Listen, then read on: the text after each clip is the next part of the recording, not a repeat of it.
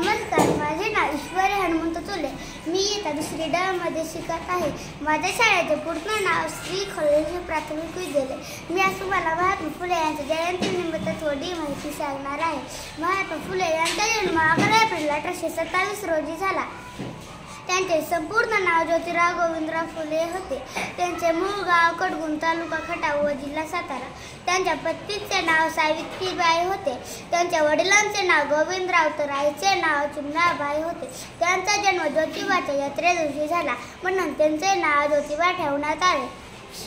त्यांचे मूळ आडनाव गोरे होते, पण ते फुलांचा व्यवसाय करत असल्यामुळे त्यांचे आडनाव फुले पडले.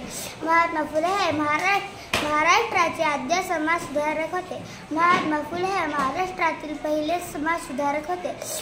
महात्मा फुले यांनी मुलींच्या शिक्षणास उत्तेजन व प्रसारास सुरुवात केली. 1834 साली ते मराठी शाळेत गेले. 1840 साली त्यांचा विवाह झाला.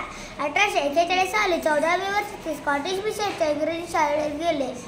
3 ऑगस्ट 1848 रोजी बुधवार पेठेतील भिडेवाड्यात त्यांनी मुलींची पहिली शाळा उघडली. महात्मा फुले यांनी 24 सप्टेंबर 1873 रोजी सत्यशोधक समाजाची स्थापना केली. महात्मा फुले यांच्या शैक्षणिक कार्याबद्दल 16 नोव्हेंबर 1882 रोजी स्त्री शिक्षणाचे आद्यजनक म्हणून ब्रिटिश सरकारने त्यांचा गौरव केला. महात्मा फुले हे शेतकऱ्यांसाठी लढणारे पहिले समाजसुधारक होते. महात्मा फुले यांनी छत्रपती शिवाजी महाराजांचा पोवाडा, गुलामगिरी, इशारा व शेतकऱ्यांचा अशी खूप सारे पुस्तके लिहिली. धन्यवाद.